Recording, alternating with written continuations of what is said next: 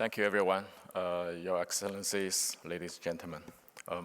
It is my pleasure to speak to the last session of the day. I love to speak to the last session of the day because these are the most dedicated listeners. So I know I'm talking to the right people. So thank you. Here, I would like to take no more than 10 minutes to share with you as a major Chinese investment company, CITIC, what its strategy is about overseas investment in today's world. Not to be confused with the Citibank in the United States. CITIC, C-I-T-I-C, is a little bit different. It stands for China International Trust and Investment Corporation. It was established in October 1979 at the very beginning of the Chinese reform policy issued by Mr. Deng Xiaoping. So CITIC oh,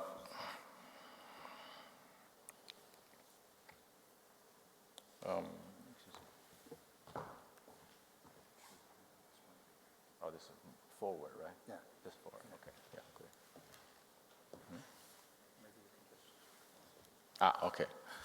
So CITIC has always been at the forefront of China's reform, including the recent outbound investment.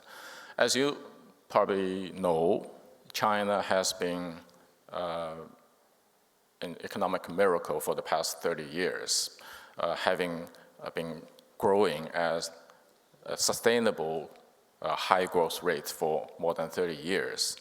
And China quickly has turned itself from the largest recipient of investment capital into a net exporter of capital, which means that today China invests more overseas than it receives from overseas, thanks to the success of the economic reform.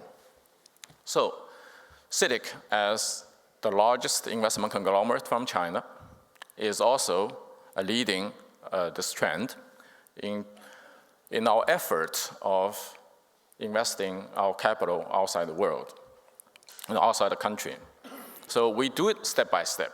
We started from our neighboring region, which is Central Asia, where the CITIC Group, our parent company, has invested very heavily in the natural resources and infrastructure sector.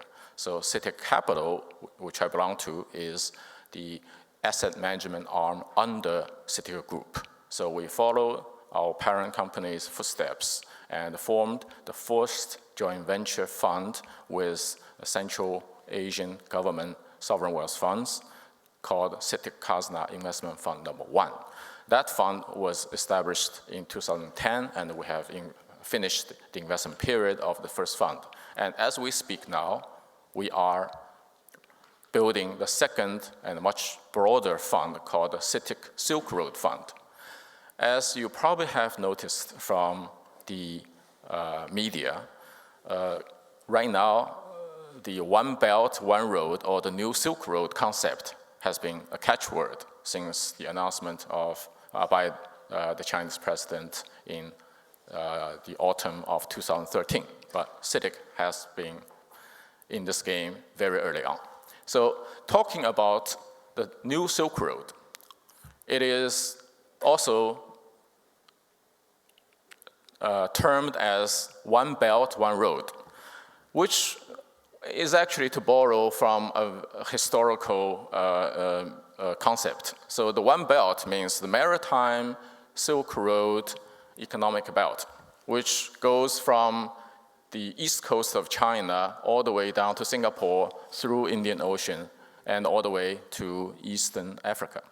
However, the One Road, which is the overland Silk Road dating back to many, many centuries ago, which was the trading route from Western China all the way to the Middle East and to Europe.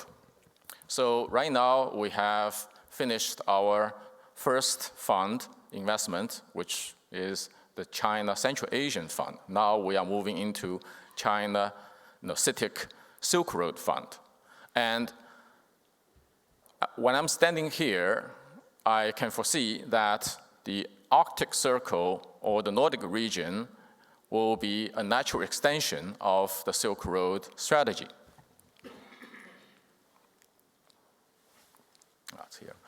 So in terms of the sectors that we believe may create the strongest synergy between China and the target countries, then we are talking about traditional infrastructure, which is in huge demand by the Silk Road regions and beyond.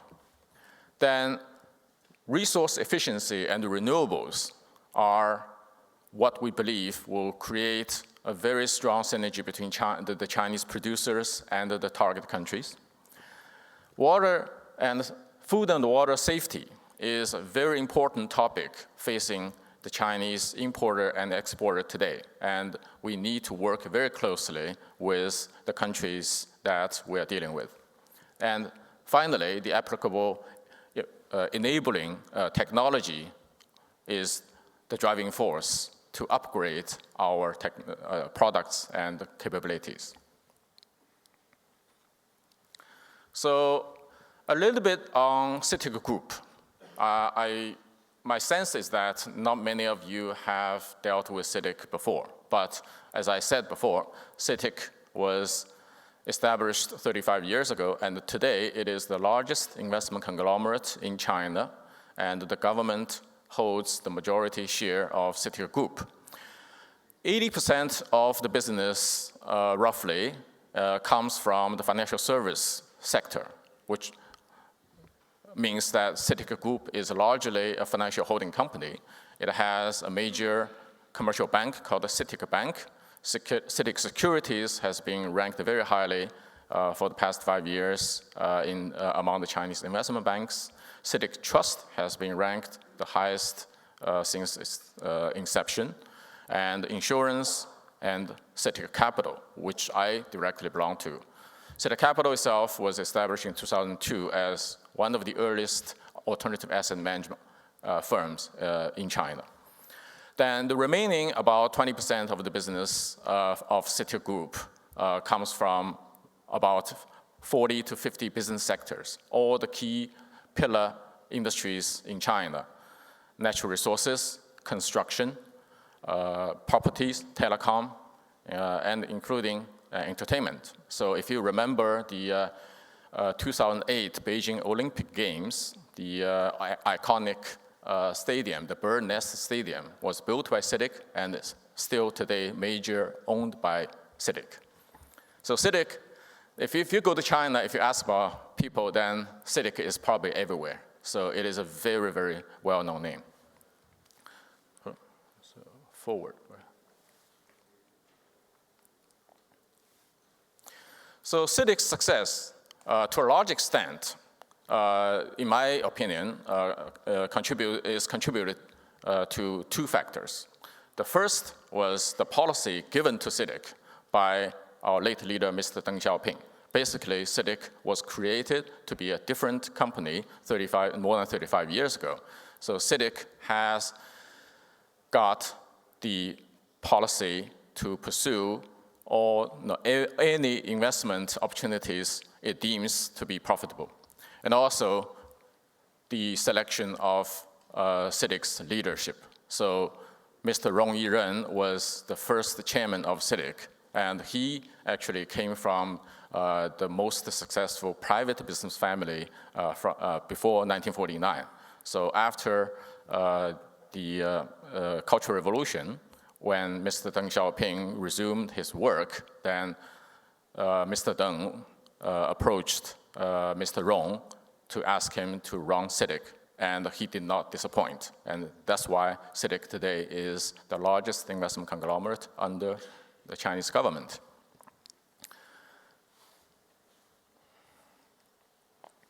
So CITIC Capital is the alternative asset management arm under CITIC.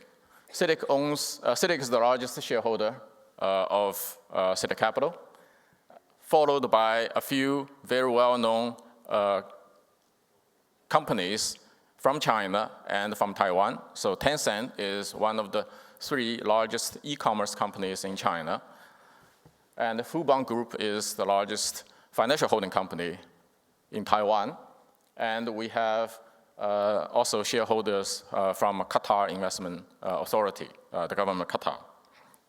So talking about this, now I'm sure that you have the sense that both CITIC Group and CITIC Capital live up to the international standard, and we practice internationally according to the rules and the conventions around the world. So we also want to create co-investment opportunities together with our like-minded partners. So currently, when we invest in outside China, we try to create a consortium together with other Chinese companies, such as Asia Infrastructure Investment Bank, and also IFC, International Finance Corporation, as well as EBRD. So on today's panel, I hope that in the future, we can create another consortium targeting at the Arctic Circle region. So this is my hope. And this is the first time I've met with you, but I'm sure this is not the last time. So with the limited time, so I will skip this slide for you, but then let me share with you one case. So let me share with you one case we have invested in the Arctic Circle, which is a geothermal technology company based in Iceland. So this company has been very, very successful in terms of harnessing medium to low temperature geothermal resources in China in cooperation with the 2nd largest oil and gas company in China called Sinopec. So since 2009, this joint venture has been very successful. And purely by chance, I got approached by this opportunity, and together with my team, we grabbed this opportunity, and now we are very happy that we have done this, and that this has become the stepping stone for us in the future into the Arctic Circle. And I also, in particular, would like to thank President Grimson for giving us the guidance and the insight. So this, I believe, will be the beginning point for us to discuss further and more broadly with our partners and the target companies from this region. So I welcome further conversations with the participants here and from a broader audience. So thank you for giving me the opportunity. Thanks.